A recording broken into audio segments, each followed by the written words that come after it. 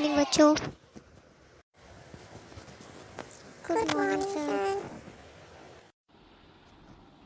आज हम विटामिन के बारे में पढ़ते हैं कि किस विटामिन की कब खोज हुई है और किसने की है।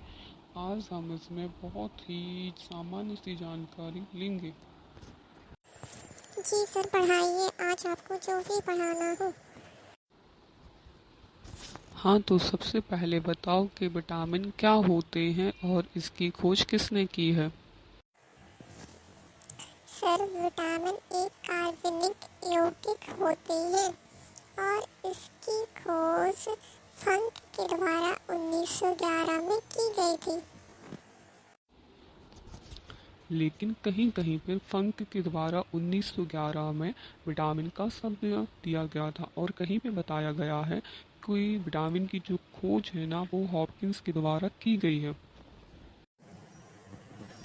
तो सर, हम किसके बारे में पढ़ सकते हैं? क्या सही होगा और क्या गलत होगा इसमें? अगर शब्द के बारे में बात की जाए तो हमें किसके बारे में क्वेश्चन में आंसर लगाना होगा? सबसे पहले अगर पूछा जाता है कि सबसे पहले कौन सा विटामिन खोजा गया था तो आपको बताना है कि विटामिन सी एस्कॉर्बिक अम्ल है जिसको सबसे पहले खोजा गया था। और सर, अगर वही पूछा जाता है कि प्रयोगशाला में सबसे पहले कौन सा विटामिन बनाया गया था तो हमें किस विटामिन का नाम बताना है? अगर प्रयोगशाला में सबसे पहले विटामिन का नाम पूछा जाता है तो विटामिन बी को बनाया गया था जिसका रासायनिक नाम थायमीन है। और अगर पूछा जाता है कि विटामिन की थ्योरी किसके द्वारा दी गई थी तो आपको हॉपकिंस का याद रखना है नाम और साथ में ही फंक का भी नाम याद रखना है। लेकिन सर, हम विटामिन का यूज़ किसके लिए करते हैं और हमें इसकी क्या ज़रूरत है?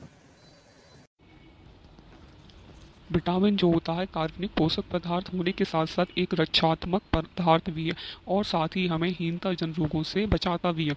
तो आपको याद रखना है कि जो हम विटामिन का यूज़ किसके लिए करते हैं, क्योंकि विटामिन एक रक्षात्मक पदार्थ होने के साथ साथ हीनता जन रोग होते हैं, कुछ रोगों से भी हमारी रक्षा करता है। और इसकी विटामिन की जो हमें ज़रूरत होती है हमारे शरीर में हमें बहुत कम इसकी ज़रूरत होती है। इसलिए जो विटामिन होते हैं ना सूक्ष्म पोषक पदार्थ होते हैं। सर, विटामिन के कुछ प्रकार भी होते हैं या सिर्फ विटामिन के बारे में ही हमें पढ़ना होता है? विटामिन के दो प्रकार होते हैं, पहला होता है जल में घुलनशील विटामिन और दूसरा जो होता है वसा में घुलनशील विटामिन होते हैं। अगर आपसे पूछा जाता है कि जल में घुलनशील कौन कौन से विटामिन होते हैं तो आपको याद रखना है कि बी और सी जो होते हैं वो आपकी जल में घुलनशील विटामिन होते हैं। और वहीं आपको एक बात और साथ में ही याद रखनी है कि जो विटामिन बी होता है वो कॉम्प्लेक्स विटामिन होता है, लेकिन साथ में ही एक बात आप सबको नोट करके याद रखनी है कि विटामिन B4, B8, B10 और B11 जो होते हैं वो आपके जल में घुलनशील विटामिन नहीं होते हैं। जो आपका B12 विटामिन होता है वो आपके वसा में भी घुलनशील विटामिन होता है और साथ ही आपका जल में भी घुलनशील विटामिन होता है। तो आपको क्या याद रखना है? सर, हमें बस इतना ही याद रखना है ना कि जो घुलनशीलता के आधार पर अगर विटामिन की बात की जाती है तो जल में और वसा में घुलनशील होते हैं, लेकिन विटामिन बी और सी जो होता है वो जल में घुलनशील होते हैं और जो जल में घुलनशील नहीं होते हैं वो B4 होता है, B8 होता है, B10 और B11 होता है।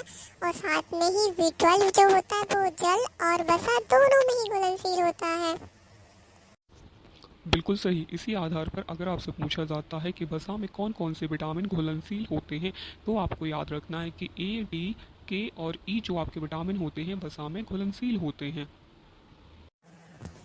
लेकिन सर, अगर कोई हमसे पूछता है कि टोटल कितने विटामिन होते हैं तो हमें टोटल कितने विटामिन की संख्या बतानी है? अगर आपसे कभी भी कोई पूछता है कि टोटल विटामिन कितने होते हैं तो आपको हमेशा एक ही आंसर देना है कि अभी विटामिन की खोज पूरी नहीं हुई है, अभी विटामिन की कुछ और खोज भी चल रही है। जैसे कि बी कॉम्प्लेक्स विटामिन होने के साथ साथ उसकी खोज अभी थमी नहीं हुई है, उसमें और भी अभी विटामिन खोजे जा रहे हैं।